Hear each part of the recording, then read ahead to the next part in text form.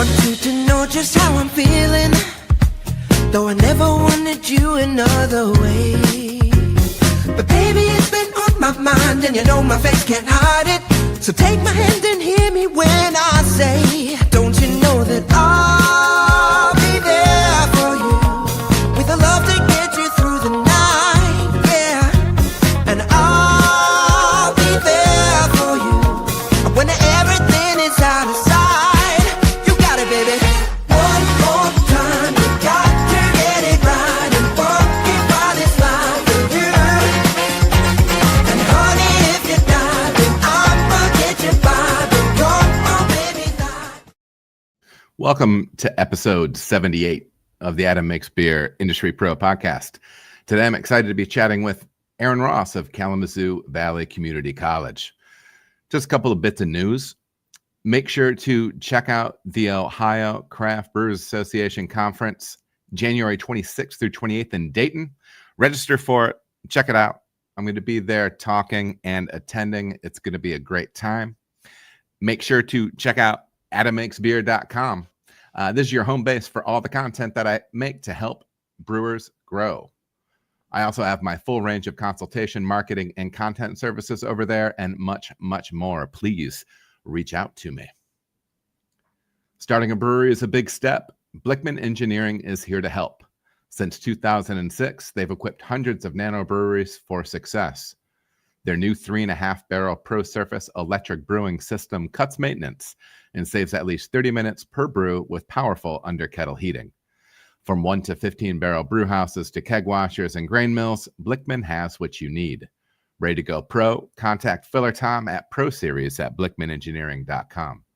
Blickman Engineering is a proud sponsor of this channel and loves to help brewers at every stage of their journey. Aaron Ross is a Northern Michigan native and grew up near the Straits of Mackinac with an early appreciation for homemade craft inspired by a small family fruit orchard and back to the Lander parents.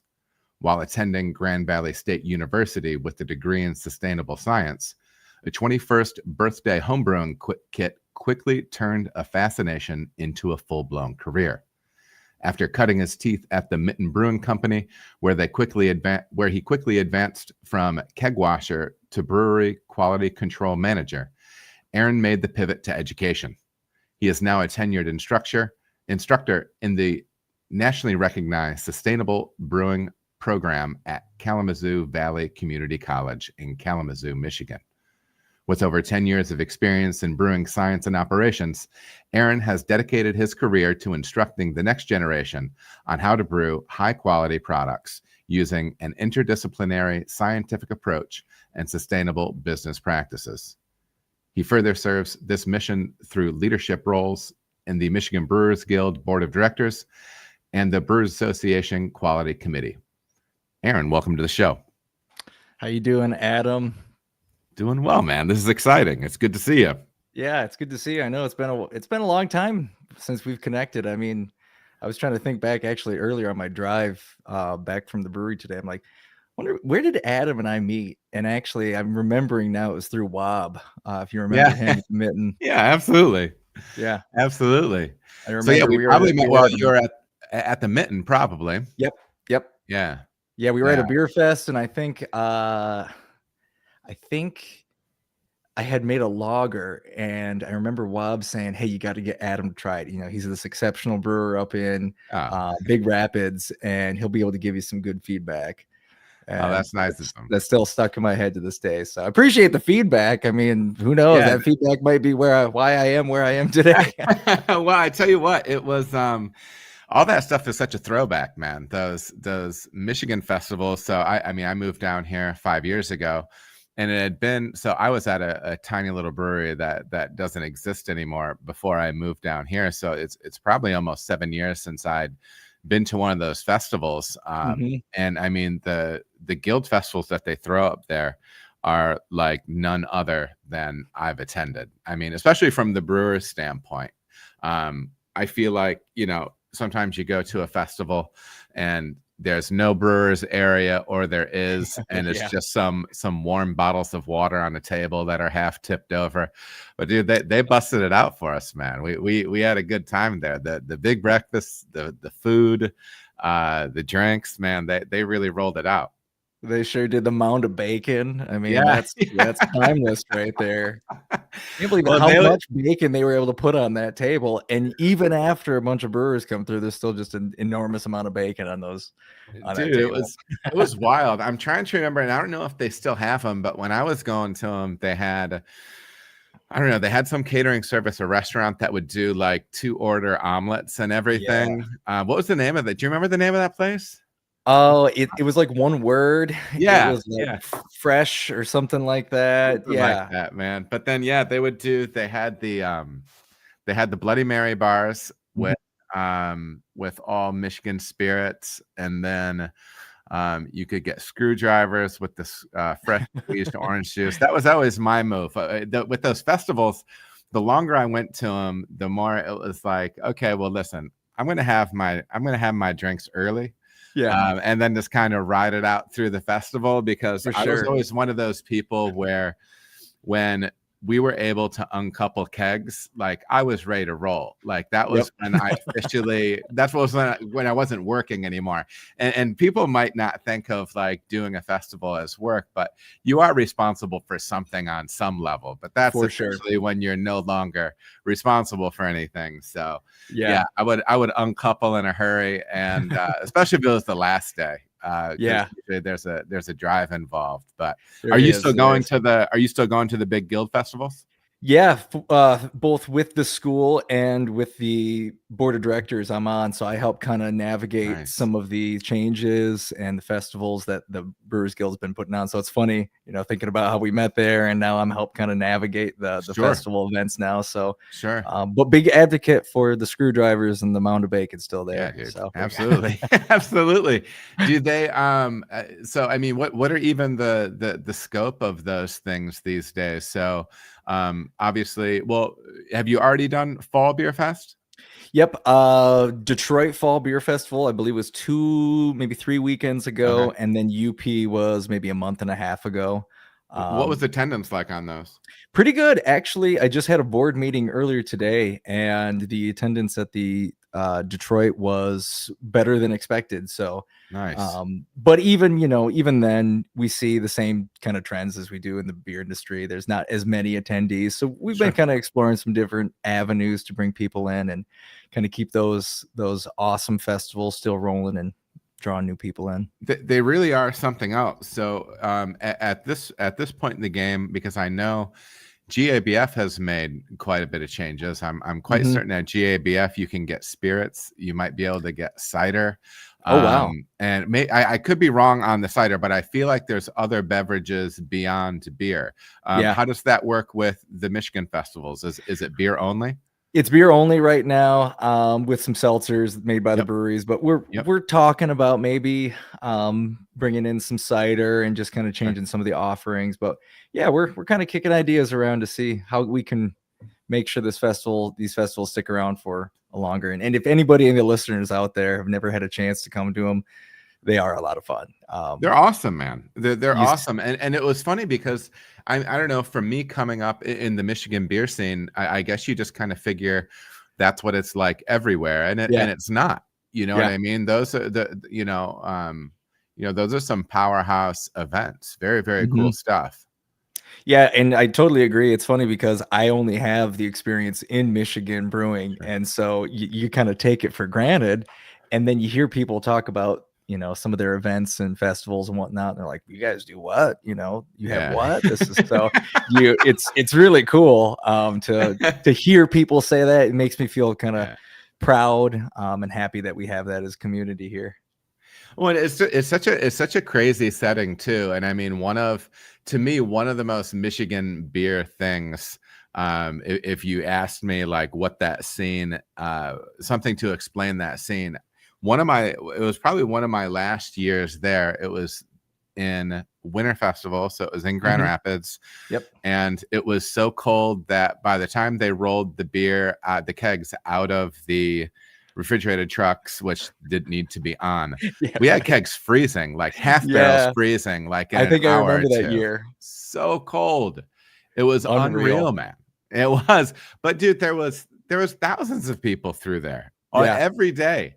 Yeah. And I always joke, like, from like a safety standpoint, like how Right. like it's like a miracle every year.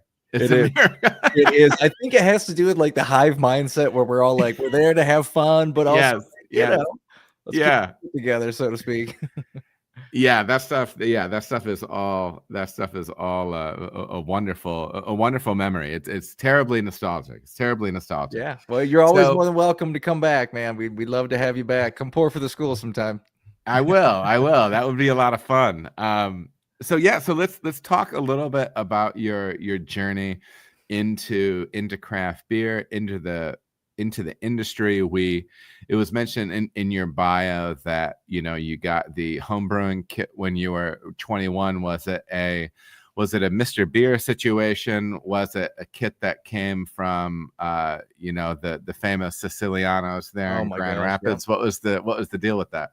It's funny because it was from Sicilianos, Yeah. and the number of people that I'm sure are in West Michigan, Greater Michigan, that have gotten their start brewing from Sicilianos beer kits or beer or staff. It's amazing. So yes, Yeah. it was in fact I think it was Mr. Beer or one of those kits. Yeah.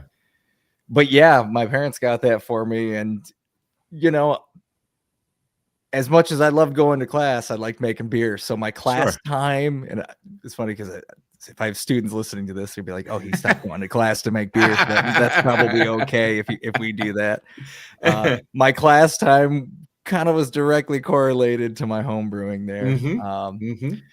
But yeah, it was kind of one of those things where when I was younger, I made beer with my parents, and it was just homebrew. Nothing really spectacular. I think that was kits as well, but it was always something that was kind of fun. Sure. And yeah, they got me a kit. I don't even remember why. It was just like, hey, happy birthday, we got you this. And then I started making beer, and I'm like, okay, this is kind of fun. And then the rabbit hole ensued. Sure. Yeah, and Sicilianos was such a and still there, but back when Barb, because it was Barb and Steve that owned it when I was going around there, such good folks, with Sarah and Katie and so many others, just a lot of wonderful people. And I remember when they purchased the space next to them, and they were putting a hole in the wall, and they were expanding over to the second spot.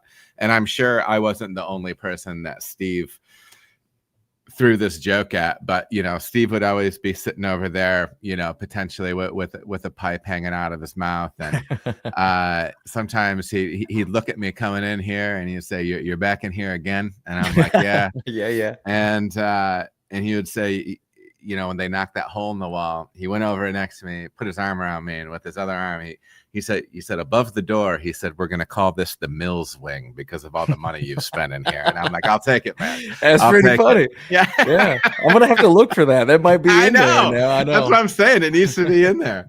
But yeah, good people, and just really a hub for home brewing, craft beer, and all that good stuff. Yeah, this is quite a nostalgic trip back. So yeah, you started getting into home brewing. What were like the early days like? What were those early beers like? When did they start getting better?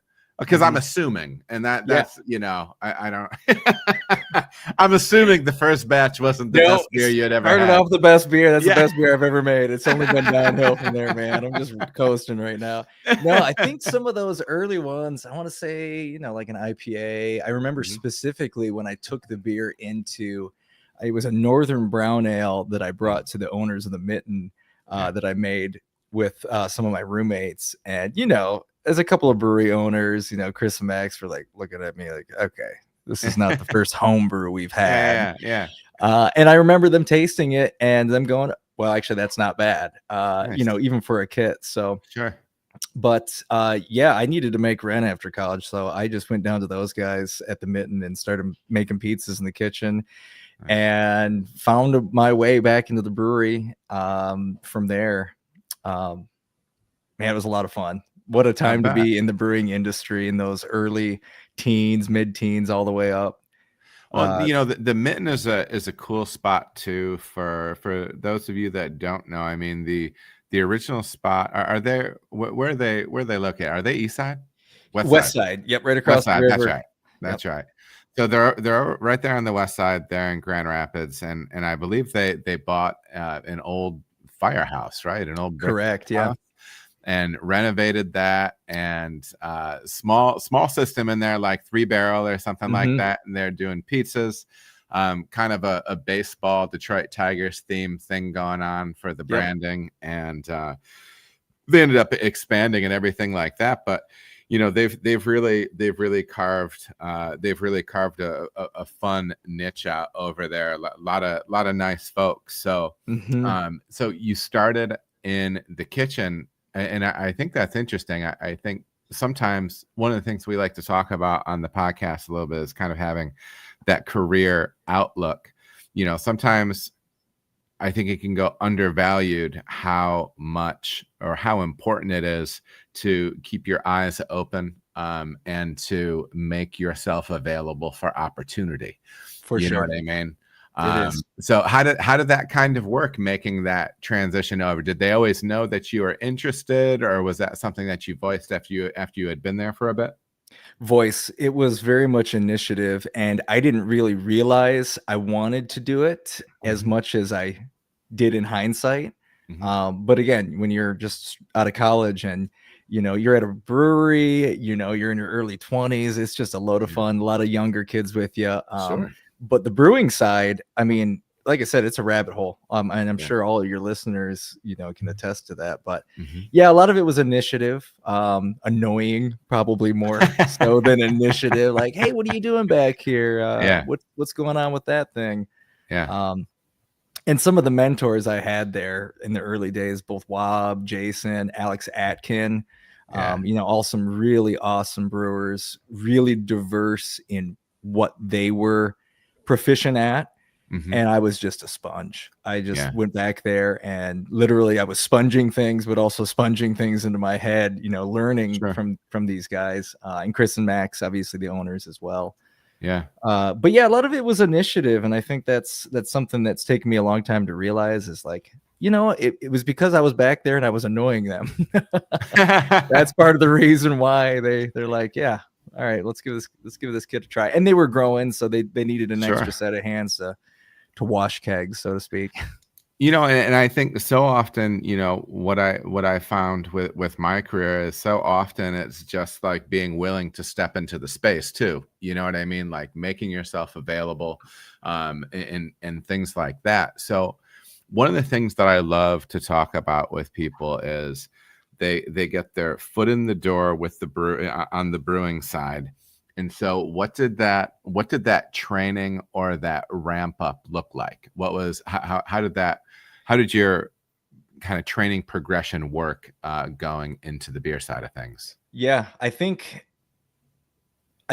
now that I'm a teacher, I almost feel as though it's a little bit picture perfect because they had me starting off really appreciating packaging and understanding what the value of a clean keg is and how to ensure that, this product has gone this far in the process. Yeah. You want to make sure it's going to be good when it reaches the hands of the customer. So draft line cleaning, packaging kegs, cleaning kegs, and kind of starting from that foundation, slowly starting to add in some of the brew house work, the cellar work, learning techniques, a lot of just hands, just getting in there and being like, all right, swing the tri-clamp. All right, let's see you do it better now. And then getting to the point where you could do it with one hand. Alex, I remember Alex Atkin, he could always do it with one hand. Yeah. And he did it so well one time, he split his thumb wide open and it was just gushing blood. And he's like, yeah, you're not supposed to do it that well.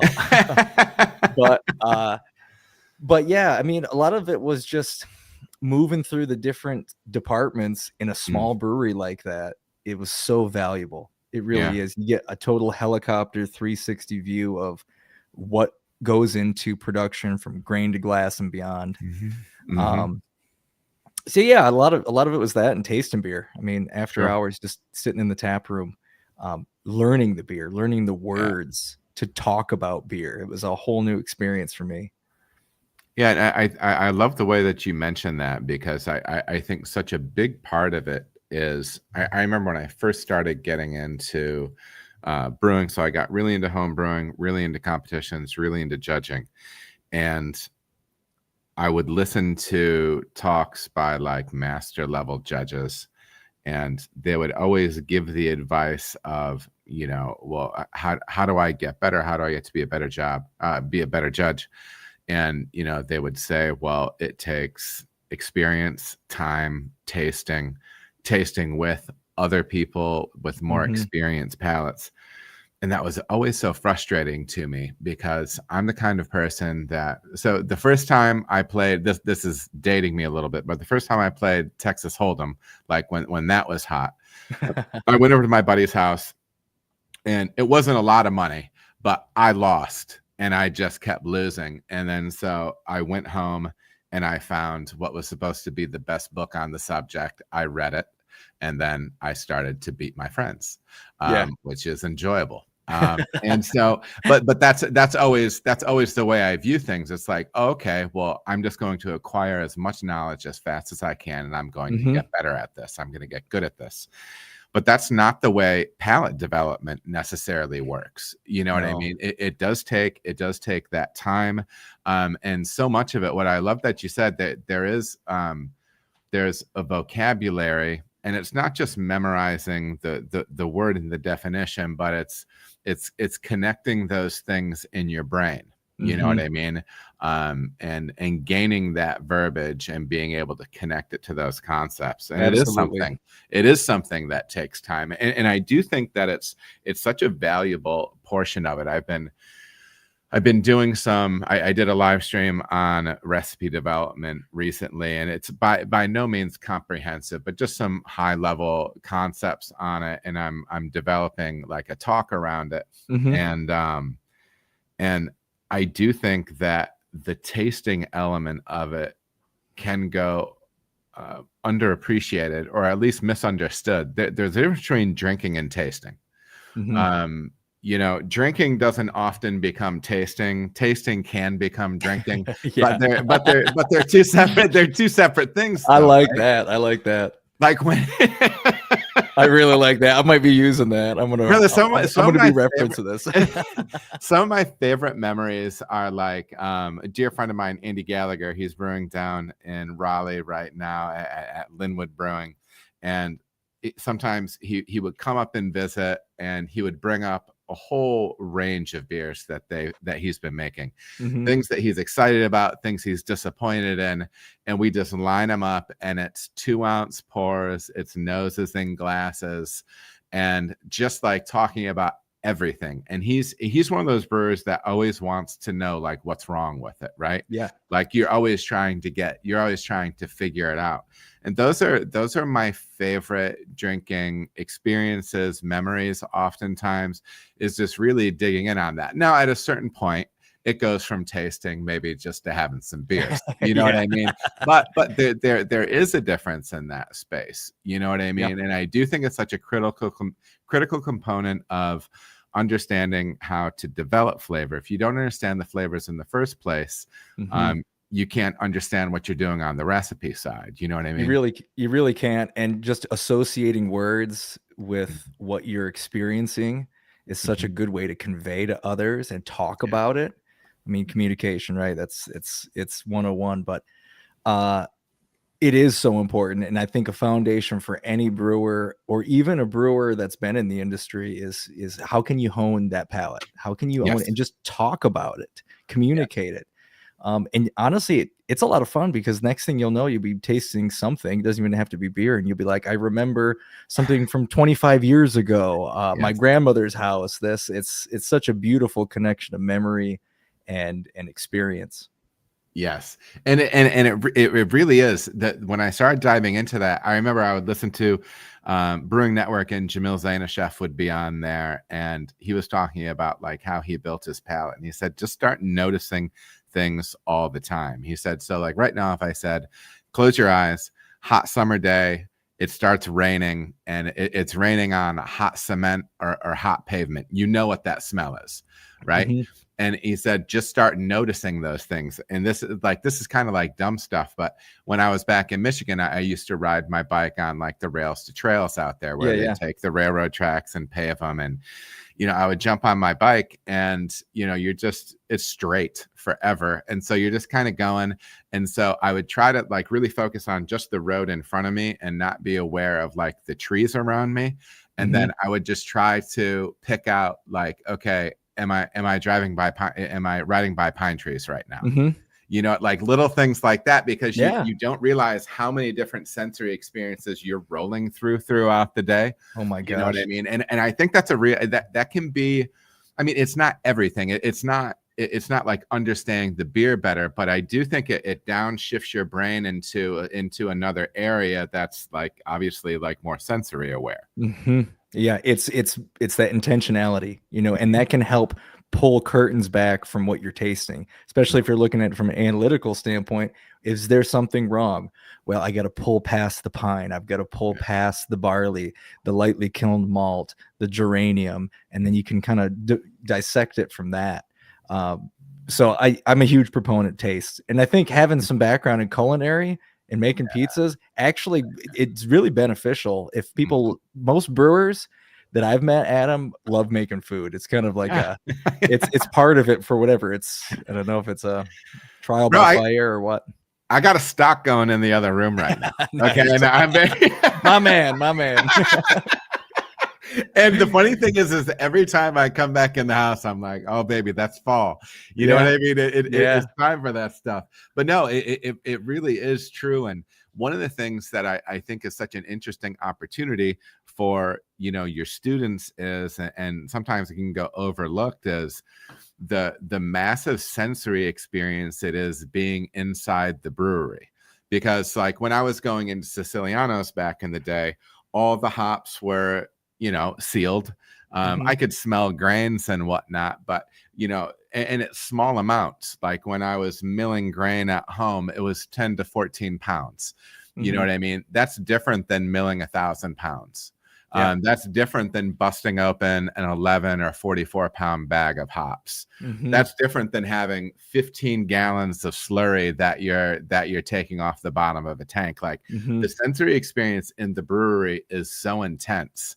Is that something that like you feel as if your students kind of get to have that experience going into a place making larger volumes of beer? Yeah, absolutely. Just this past unit we're moving through with one of my classes is literally just brewery tours.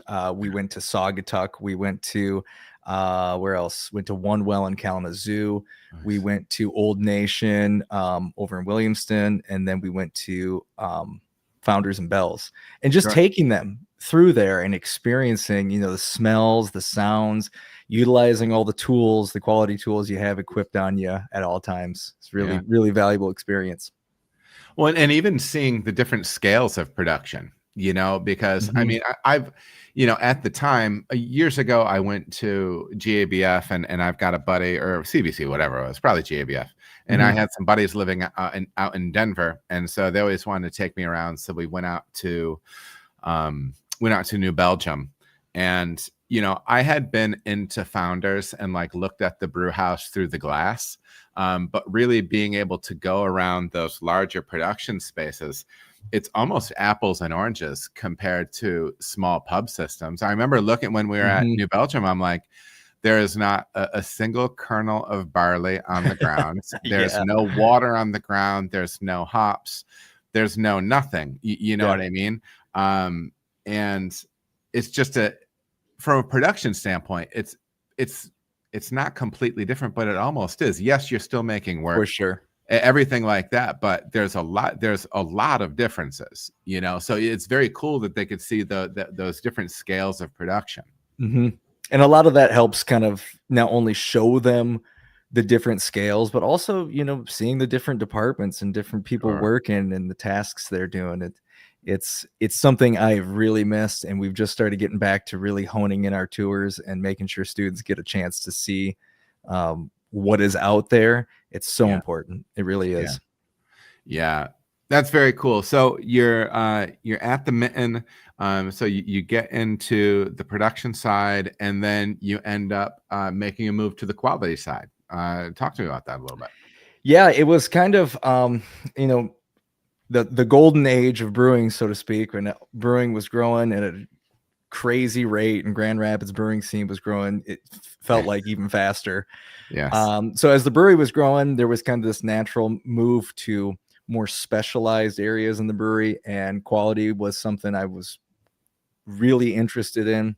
Yeah. A lot of these books behind me help spark some of that interest. The Brewing Element series. I remember sitting reading that on my break while I was there and just learning and really kind of hovering over this helicopter view, because that's really what quality is you don't add a whole lot, you just tell everybody what is wrong. Sure, And it's a funny thing to talk about and for students to kind of wrap their head around, but it is very much a tinkering and analytical aspect of the brewery. So yeah, as that kind of developed, I worked alongside my friend Taylor, who started shortly after I did, and we just started kind of tackling projects and saying, okay, what are we going to try to do to make our beer better? What Yeah. are we going to do? And again, that initiative that I've grown to appreciate in hindsight really drew us to start with some yeast management, yeast program, looking at different species that we were using, as Yes. well as really honing in these generational batches, pitching rate, so on and so forth. So that was really kind of the big impetus, was yeast. And it helped that we showed, hey, here's how much money that we can save by doing that. Money I talks, tell you what, man, that's always the most it tends to be one of the more motivating things, because everybody likes quality, but at the end of the day, when you can tie quality to savings, that's a little bit more of a holistic argument when you're talking up the chain there with brewery ownership. Absolutely, without a doubt. And it's funny because we have such a focus on sustainability with our program, and really sustainability, keeping dollar signs in the forefront, because dollars talk, leads to sustainability. If you find that you are trying to save money, well, it turns out you're actually saving energy, and you're reducing effluent, and you're using your raw materials more efficiently. So dollars do talk, and the brewery is no different. Certainly. What is are you familiar with Chris Lewington? He has a podcast called the Modern Brewer Podcast. I think I've heard of it. Name sounds familiar. Totally check him out. He has a ton of great stuff. He focuses on sustainability, and aside from that, super good dude, man. Just you want to be able to shout people out when you just have really positive experiences with them, and just a really good dude. So yeah, put him on your radar, because he specifically dives into the sustainability stuff, and behind the scenes he's been very helpful to me, and just a really sharp guy. So yeah, everybody out there, make sure to check out Chris Lewington, Modern Brewer Podcast, because he's got a lot of great content. But on the quality side in the brewery, did you feel as if you had talked about getting into the yeast side of things? Did you feel as if, was that a particular area that you were very passionate about, or was it just kind of, it fell under the umbrella of sustainability, which you were particularly keen on? Yeah, I think it fell underneath the umbrella. I think where my heart really lied as far as quality and production was data. It's funny to say, but yeah, just data, and being able to take raw data from the brewery and make decisions. Having numbers and qualitative and quantitative information to reflect on is so important. It really is the foundation for making better beer. And so a lot of the quality after the yeast program kind of got up going was trying to devise a way to house information Mhm. and using that information to make better beer. So digitizing brew sheets, automated calculations where we can. And that really paid off, especially from an R&D standpoint, as we scaled up recipe after recipe after recipe to our production system. But yeah, it was kind of those two main things that we focused on. A little bit of sensory work is in the quality program there as well, setting that up and building foundations for analyzing our beer and helping make sense of things we liked, and not even so much off flavors or unintended flavors, as I like to call them. Sure. It's was more of just talking about our beer, because like we've been saying, the more you can talk about it, you can actually end up selling better beer too, if you're able to better understand the sensory experience around it. Sure. I want to hit you back up about this. I should stop taking a note on it because I can just say it out loud right now. You just used the phrase unintended flavors rather than off flavors. Yeah. Can you dig a little bit deeper into that for me? Sure. And I'm going to reference one of my favorite books, actually. This one, of all the textbooks, I love books. This is one of the reasons I enjoy brewing, is reading about brewing. And this one in particular is a Brewers Association. It's sensory program. It's Peter Fahey, I believe, or Pat Fahey. Okay. He really opened my eyes into what an off flavor was. And really, there's no such thing as an off flavor. It's kind of human nature to say one thing's very objective, but really there's no such thing as an off flavor. It's all intent. Do you intend for that to be there as the brewer, as a expression of your artistic nature? Is that supposed to be there? If it is, there can be nothing off about that. Now, sure. On the other side, are there objective things quality wise? If you have acetaldehyde in there, yes. Diacetyl alpha-acetylactate, all these things. But at the end of the day, if you intend it to be there, nobody can tell you it's wrong. Sure. So I tell students all the time, it's about intent. If you have intent with what you are doing, nobody can tell you it's wrong. It may not be objectively the best quality. Yeah. But nobody can tell you it's off. Yeah. Yeah. And so much it's about, it's being able to control parameters to get the beer that you want. One of my favorite quotes, I'm almost certain it is actually from Garrett Oliver, but maybe it's one of those situations where, like, on the internet, they'll put a quote next to Abraham Lincoln and right. and he never said it. You know what I mean? Yeah. But, yeah. But one of my favorite quotes that I believe is attributed to Garrett Oliver, he said, not being able to make the same beer twice doesn't make you artisanal. It makes you a bad brewer.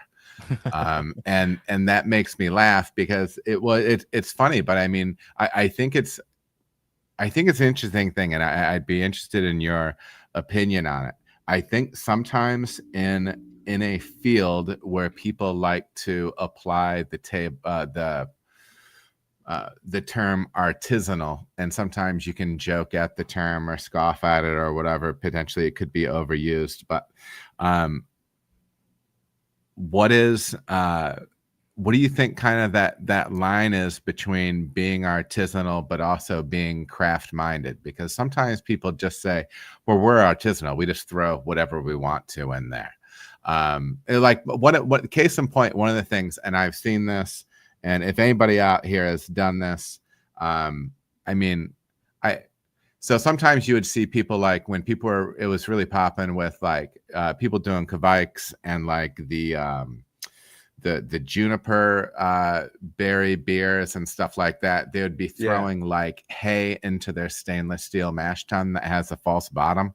And it's like, I mean, you do understand that the hay was doing what the false bottom is doing, right? Like I don't know, it's like shoving a Model T inside of a minivan. Like, I don't know, like as far as that goes.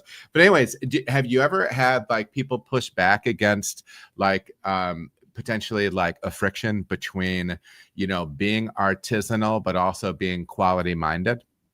Absolutely. I think that, I mean, this industry is so dominated by artistic, amazing minded people that friction is never ending. It's what are you doing? Why are you doing that? Would I do that? You know, it's Mhm. those same questions. And a lot of times you'll find people are doing it much differently.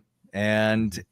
I guess I don't know. I guess I have the same kind of mindset. If you intend to do it that way, and that's the way you want to do it, who's to tell you it's wrong? Or if you're kind of vying for this artisanal product, then lean into it. If Sure. that's what you're trying to do, lean into it, and develop your own ethos. I tell students all the time, what is your ethos as a brewer? What Yeah. do you want to be? And Yeah. let that guide you a little bit. Sure. Because brewer ethos is different amongst everybody. It's Sure. why are you brewing it? And students hate when I ask them when they make a recipe. I'm like, so what's the purpose of this? Well, because you Yeah. told me to do it. No, I don't want that as an answer. Tell me why you want to brew this. Well, Yeah. because I've never made a Rausch beer. Awesome. Yeah.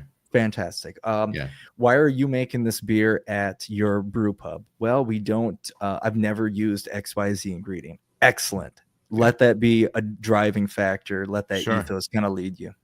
Sure. Yeah. There's a question from the chat from Richard. He said, kind of from a quality standpoint, what do you find to be the most challenging beers to brew from a quality standpoint? From a quality standpoint, I'd say some of the most difficult, I think the easy answer would be any light styles, because there's not much to hide behind. But I think even more difficult than that are probably any kind of mixed cultures, wild ferments, because you have so much variability going in there. And when you're able to really control a process and a product, that helps with the difficulty, especially if you're able to predict. But with mixed ferment, spontaneous ferment, buckle up, man, because you don't know what this is going to turn out like. So light styles for the conventional brewer, but for people out there that like spontaneous ferments and sour beers, those are hard, man. They are very hard. It becomes more of a conversation of blending at that point. Absolutely. You took the words right out of my mouth. I remember I did a long weekend in Belgium, and we plopped down at Cantillon there for a while and tasted all the beers on the menu. And so the nice thing is guess what we did? Yes, we did set the goal of like, all right, we're going over here to drink these beers, but like I don't want to like I'm not trying to get hammered, because I want to understand what I'm tasting, right? So we went to Cantillon. The beautiful thing is everything is like a 5-ounce pour, and it's all 5%. So you can try a lot of their beers. So the big lesson for me with that experience was how it's as much blending, if not more blending, than anything else. So we're tasting through all these beers, and most people just come through and they pay for their individual, like a personal tour, or a self-guided tour, and then you get two glasses you get 2 tastes. People get their 2 tastes and they leave. Well, we stayed. We were there for hours, and after we had been there for a few hours, I finally got up the nerve to go talk to Jean Benoit, the brewmaster there. And then our server that had been helping us, she went up and started speaking with him, and obviously explained that we came a long way to get there, and that we'd probably like something even more special. So they busted out like a 7 or 8 year old bottle of Goose for us on the house, and tasting that. Well, so 8 years in the bottle. Okay. Because obviously there's different ages there with the blends, but 8 years in the bottle. And damn it, if it wasn't like the through line, the beer was different because it continues to mature, but the through line with the blending and the palate that goes into that is such an unbelievable thing. I could still tell I was drinking Cantillon. Even though that beer had been in the bottle for 7-8 years, continuing to develop, man. So yeah, that blending element of it is, I love that highlight by you, because I think that's a very true thing. Have you played with mixed culture beers much at all? Very little. Not my wheelhouse of expertise. I'd love to do more. I feel like in the back of my mind, that's always been like, all right, when I retire, that's when I finally dive into that world, and Yeah. I can start building my own cultures, for my parents, orchard that they have up there, and Sure. trying to do stuff like that. But it is, and blending is one of those things where most breweries don't have a ton of resources to be put towards that. Barrel programs, stouts, your different barrel aged beers, for sure. You can have some experience, but it's one of those, if the brewery isn't devoted to that, it's hard to get that experience. Yeah, absolutely. So just out of curiosity, do you have in your bag, are you do you have the skills to go out and pull cultures off of fruit and stuff like that and plate that stuff up? Oh, no kidding. For sure. That's very cool. That's very cool. It's so streamlined now. I don't know the name specifically, but there is a manufacturer that will make plates that come pre-agar, pre-medium, and you can just go out and start dusting and streaking and see what you can start to get to grow. I think the brewery here in town, we got a couple breweries that have done that over the past couple of years. Speciation is the one that comes to mind. Their natural flora that they have, kind of guiding their flavor, all naturally cultivated. Yeah, it's interesting stuff. I do think that is kind of it's the most local beer, right? When you can start taking things to that level, that's some interesting stuff. That's some interesting stuff. So one of the things that you mentioned was talking about, adopting quality practices, tracking things. Let's start digging into that a little bit, because sometimes you can be talking about instrumentation. Sometimes you're talking spreadsheets. What are some of those things? And I'm always thinking about it through the lens of the smaller brewer, the pub brewer. And I think that's probably because that's the super majority of my background. For sure. And so much of my time as a brewer who's always trying to make better beer, is so much of that time is spent on trying to figure out how to get things done on a budget. You know what I mean? So I guess there's a lot of things there.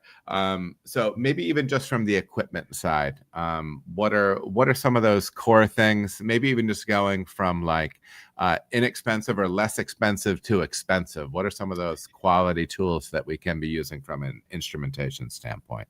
I think easy answer is not so much talk about what equipment you need, but what equipment you already have and making sure it reads correctly.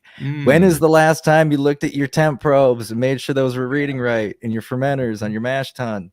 I mean, a couple degrees can make a big deal here. So your glycol bath, even that, making sure that is reading correctly. So, I mean, it's easy to talk about temperature, pH, DO, all those, but time, having some sort of record of time throughout the brew day, throughout the process, so you can better those processes, make them more efficient. Again, that's most people talk about the main three there, but time is such an important one. Writing down, going up from there, having an interface. Where can you put this information? Because Charlie Bamforth, him and I, of all the things that I see eye to eye with that guy, and I very, very much so respect him, one thing he recommends is, well, if you don't need that measurement, don't take it. I'm in the school of thought where take the measurements that you can. And here's why, is that if you take those measurements, one, it keeps you from becoming complacent. And the complacent brewer is the dangerous brewer, the one that comes in, puts the boots on, stirs the mash, shuts that same thing, hits the lunch during the boil, adds the hops, calls it a day. But when you're actively taking measurements and actively participating in the brew day, it can make you a better brewer. So you can have some of those days where you, crazy idea, Adam, can actually enjoy a brew day. Yeah, agreed. Yeah, so I do think that on top of making sure your instruments are working correctly, having an interface, take the measurements, take a measurement, take it, Sure. double check that mash pH, monitor it throughout, check your finished beer pH. It's simple things like that where you may not use them now, but it helps you from becoming complacent, but you have something to reflect on when you're ready to tackle another hurdle in quality, whatever it might be. You have things to reflect on. I think data-driven decision making, triple D. That's a saying that I coined from John Mallett at Bell's, and he came and spoke for one of my classes, drove it home. If you're doing anything in your brewery, Corinthians 3:13, thou shalt not brew in vain, have something to go off of, whatever it might be. So Sure. I guess those would be some of my low-hanging fruit options as far as quality, but oxygen, and not sniffing for oxygen when you're venting or purging your bright tank. Don't just sniff. All right, that seems like that's pretty good. Yeah. No, we need numbers. Qualitative data is good, but quantitative, really, really important. Yeah. There was a podcast that was on Master Brewers Association some years ago, and they were talking about if you don't have a DO meter, they went through and they ran a bunch of different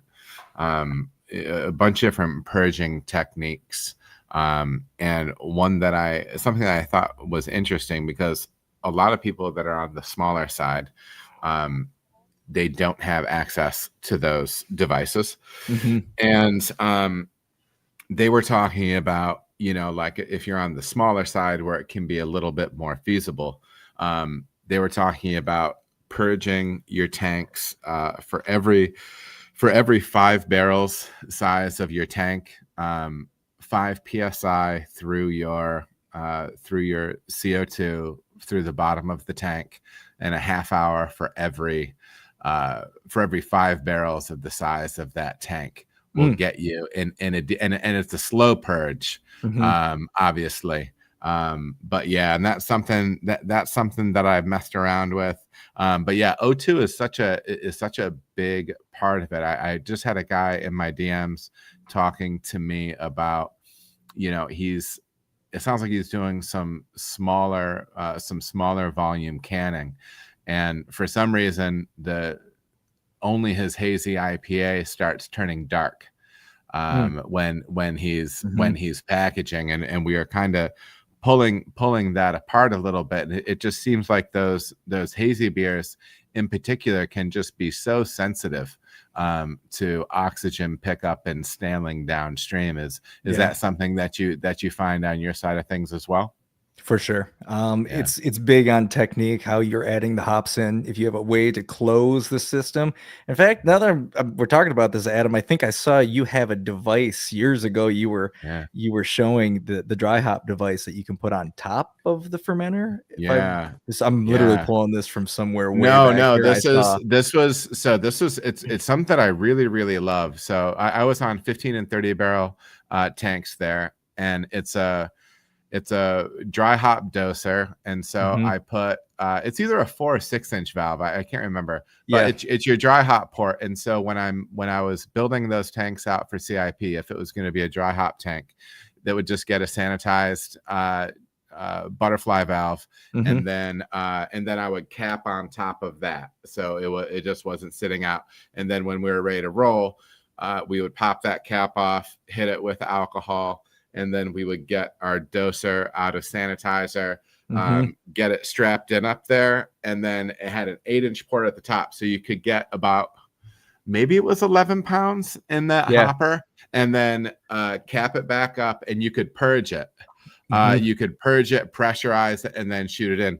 Dude, it's the best. I mean, it makes me feel good from a quality standpoint, because that I'm not opening the tank up, at least in a really traditional way. You know what I mean? But yeah, that's a nice tool. And you can make those tools at your brewery if you have a sight glass and you have even, I don't know, like a GW Kent Stone. You can actually make one yourself that's pretty easy. I forget the one that you were using. It was from a manufacturer. I can't remember who. I think it was from Marks, Marks. But somebody, I think Stout has one too. There's a few of them floating around out there. They're pretty slick. Yeah, and if you're dry hopping a large amount and you don't have sufficient yeast in solution to kind of eat that up pretty quickly, it's going to affect you. But if you're only putting stuff on tap at your brew pub, at your small brewery, and it turns over every 30 days, that batch, DO might not be what I would shoot for. I would probably lean for more of a lean manufacturing, where can I cut some costs and get some more out of my raw ingredients. But if you're packaging and you're not at least managing your DO and measuring it and recording you're going into a market where the consumer knows. They check date codes now. They'll pick that up and they'll eat you up. When you were talking about the lean manufacturing for small places, what are some of those? What are some of the ways, some of the key items that people can be keying in on? I think keeping an eye on some of those big indicators on the brew house side, looking at conversion efficiency, looking at lauter efficiency, kettle efficiency, which all ties into brew house efficiency, all these numbers, and it's just comparing what are your targets. And if you guys are interested out there, one, I'm more than happy to help you look at those. Or two, there's a ton of software out there that can help you manage those numbers. But getting the last few percent points out of your raw materials, do you need to dry hop with 4 pounds per barrel, or can you get away with 3 and use those hops a little bit better? That's all lean. And I think with an industry where it is right now, small brewer, large brewer, if you're not approaching all situations with a lean manufacturing mindset, you're costing yourself money, and it's going to make weather in this storm even more difficult. Yeah. What are your thoughts on some products out there right now? And if you don't have a take on them, that's no problem. This isn't something that I had prepped you for in the show sheet, but I know that there's products out there right now that make a couple of different claims, specifically something like Brewers Clarex, talking about one theoretically gluten reducing, and also having effects on the clarity side, and then potentially also reducing cold conditioning time, and whatnot, all the way into things like use of ALDC and some of the enzyme things. How do you feel as if some of those things might fit into those practices? Yeah, I think all of those things have a certain place. If I could pick out one in particular that you may find actually is most beneficial, firm cap. Kerry's firm cap. And why I think this one is so important is because you could easily remove that standard 30, 20, 30, 40% headspace that you have in your tanks, cut that down to like 10.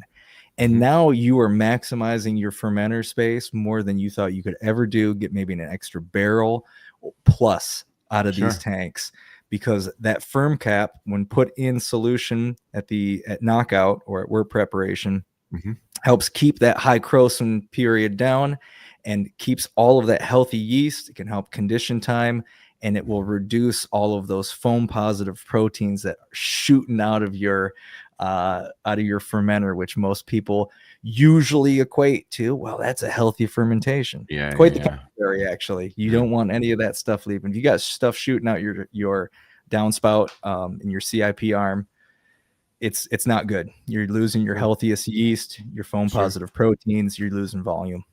So yeah, firm cap, that would be my one. And that goes for home brewers. It doesn't matter who. If you can keep that tight, that's increased volume. I like it.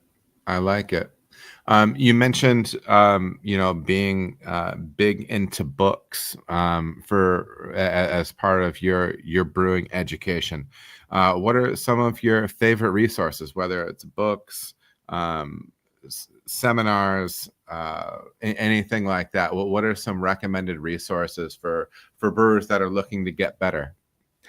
I think if you're looking to get better, the Brewers Association has some of the best texts, and they're constantly coming out with them.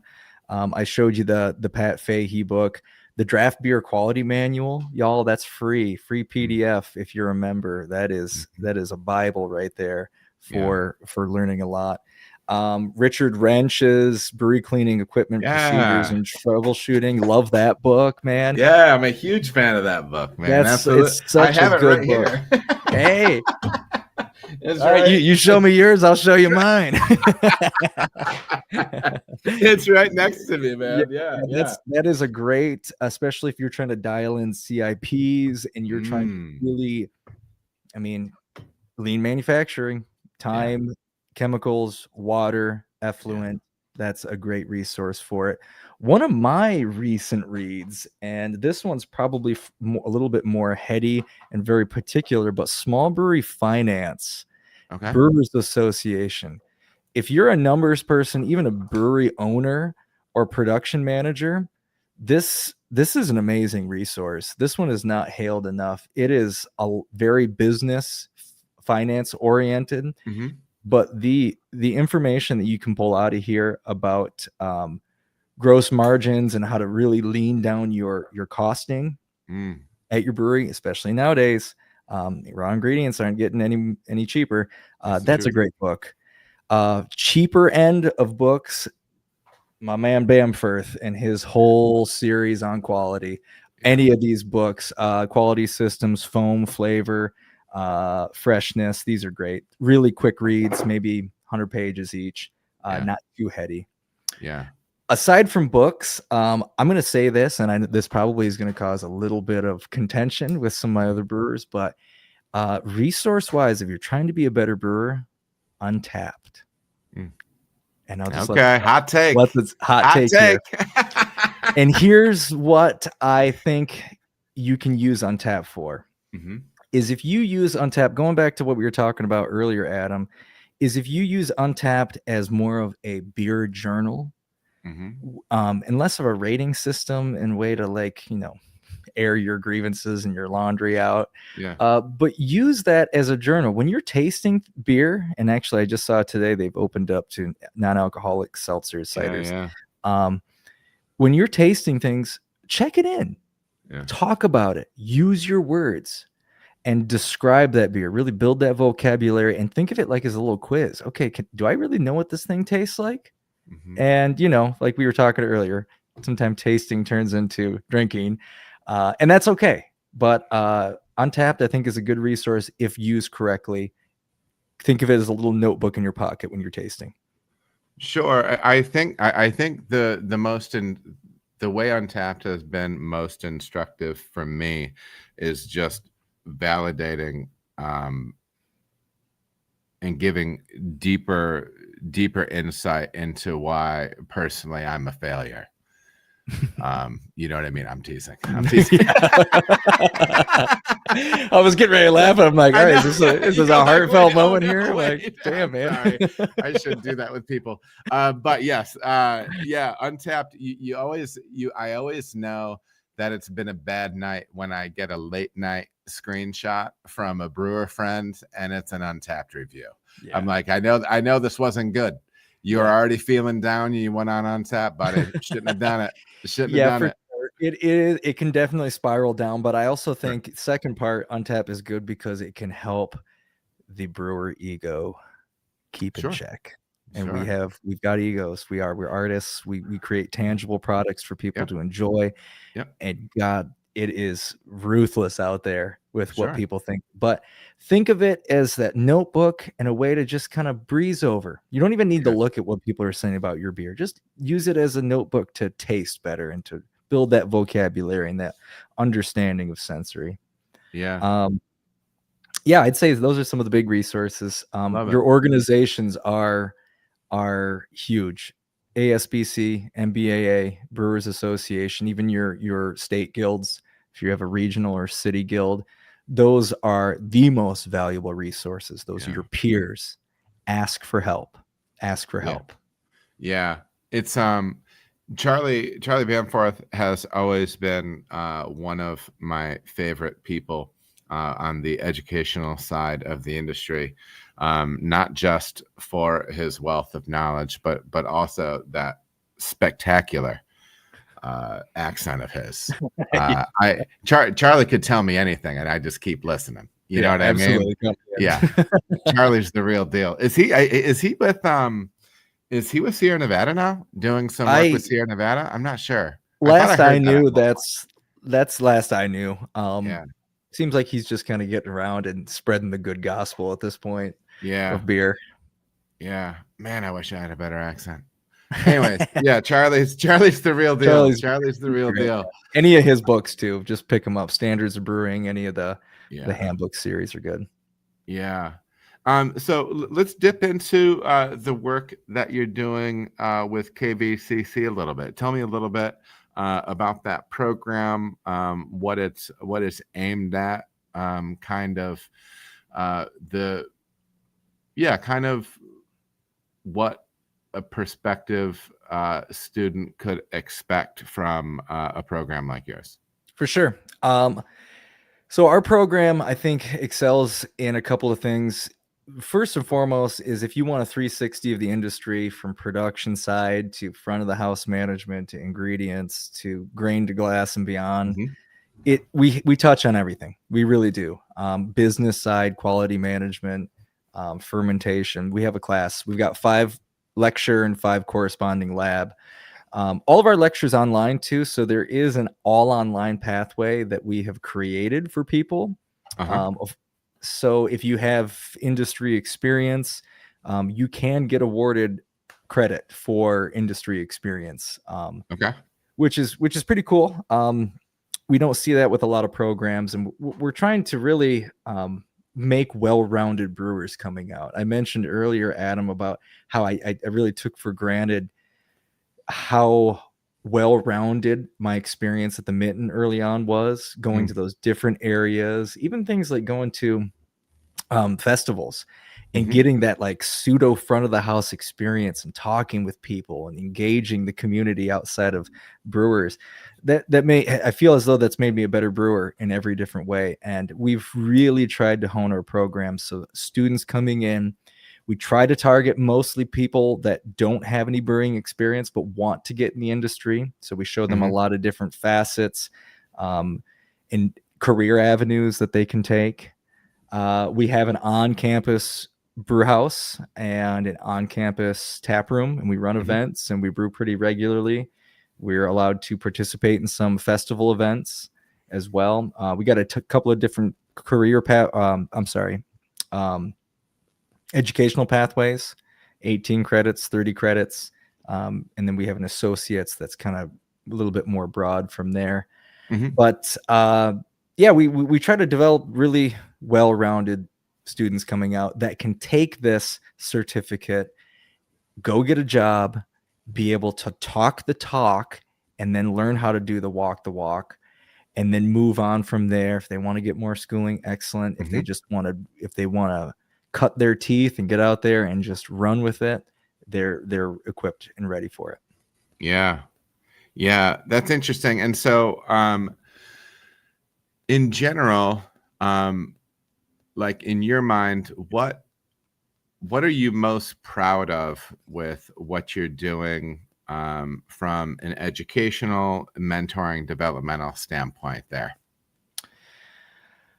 I think, well, first and foremost, the thing I'm most proud of is all my alumni out there succeeding, making great beer, keeping this community alive, weathering the storm that craft beer is in right now. And I'm proud that our program has brought these people and shown them this trade. It's such a beautiful trade. Thousands of years of human experience tied into everything we're making every day. So there is a certain level of pride taken in that as well. Some of the other work that we're doing there, just bringing beer to the greater community too. Beer is still sexy, you guys. It is, and it's not going anywhere.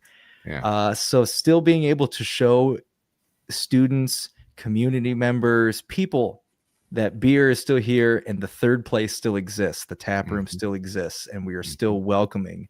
And we would love to see everybody enjoying beer. And it will come back. It's a cycle. Sure. It will come back into focus. But yeah, I'd say those are some of the more proud moments there. If you have a Bell's beer anywhere in the country, there are good chances that it's made by one of our alumni as well. We got a really strong program with Bell's tie program. Awesome. Beercoid Nation in the chat asks, what are the demographics of the inbound students in the collegiate space for your program? This is an interesting question, because if you would have asked me this when I first started almost 8 years ago, it would have been what you're looking at right now. A couple of bearded white guys in their 30s, 40s. But I see a ton of students coming in that are from different ethnic backgrounds, a lot of women. Some of my best students coming through the program have been most successful, have been women. We've got a ton of I shouldn't say a ton, but we have a lot of foreign exchange students that actually will take our program, if not a class or two. We have a student right now in Indonesia taking our classes. She's really excited to come over and to take the lab portions. So yeah, it's changing. It is. And I'm so happy that it's changing, because beer has always been such a welcoming, multicultural, bound breaking, barrier breaking trade that I love to see it back in that focus. Yeah. And I also like referring to it as a trade, because, it is still one of those industries that, you can apprentice into, or kind of work your way into. And, there's, I don't know. I think there's something to that. I don't know. There is. The hands-on nature of it, and having something passed down, especially something that's so culturally significant. Absolutely. And as much as I love pushing the program, at the end of the day, you'll only get so much out of your education. It doesn't matter what field you're in. When you get rubber to the road and you're out there working in a brewery or working wherever, whatever field, that's when most of your learning happens. That's when most of the light bulbs go off. But building that interest and building that basic understanding can really set you on a good trajectory out. I mean, Adam, you probably the same as me. I learned from mentors and book. No brewing school. It was just, hey, don't do that. Or, hey, that HLT's hot. Don't get too close. You'll melt your arm to it. And Beercoy continued. He wants to know, is your program primarily online? He said he was a little late to the live stream. So is there an online portion? Yes, there is a online portion. We do run in-person labs. But all of the lecture is online, asynchronous, work at your own pace, very affordable in comparison to some of those other online programs. Sure. And also we've got full-time instructors that are dedicated to this. This is not, we're working at other breweries and this is kind of our side gig. This is what we do. And if you're ever interested in learning more, I'd be more happy to talk to you about it. Awesome, man. He said, I'm self and YouTube taught, and I think a lot of people are like that. And it's one of the reasons I started doing some of the in-brewery stuff and whatnot with the channel, was just there's not a lot of pro side visual stuff out there. You know what I mean? And so it's just kind of another way to get information out. Well, that's really cool, man. Is there can you tell people how to follow along with the program or anything like that, how to contact them online or on social media? Yeah, if you search Google search KVCC Sustainable Brewing, we'll pop up. We've got Facebook, we've got Instagram, and I'd be more than happy to answer any questions. My email is aross@kvcc.edu. And even if you're a long drive for the labs, we do have a pathway for individuals that are out of region, out of state, that can take the online portion, work through that, and then either get a job at a brewery nearby, and we can count some of that as towards credit, or we're flexible. We're here to teach, and whatever way works best for the student, we'll figure it out. I love it. Well, listen, man, I appreciate you taking time. Do hold on for a second after we jump off stream, just so I can chat with you for a second. But this was a lot of fun. I always love digging into stuff like this. It's so good to see everybody in the chat tonight. We appreciate the questions. I will be back in your ears on November 18th with Malik Stark from Zero Day. I just hung out with Malik at the Brewers of Pennsylvania conference. Good dude, smart dude. We're going to have a fun conversation, so keep an eye out for that. And until next time, be good to your people. Cheers. Have a good night, everybody. Cheers. This feeling's deeper than an ocean, with a groove that's beating harder than my heart. So baby, now just hear me out. No, don't fear this emotion, 'cause you can't stop the fire.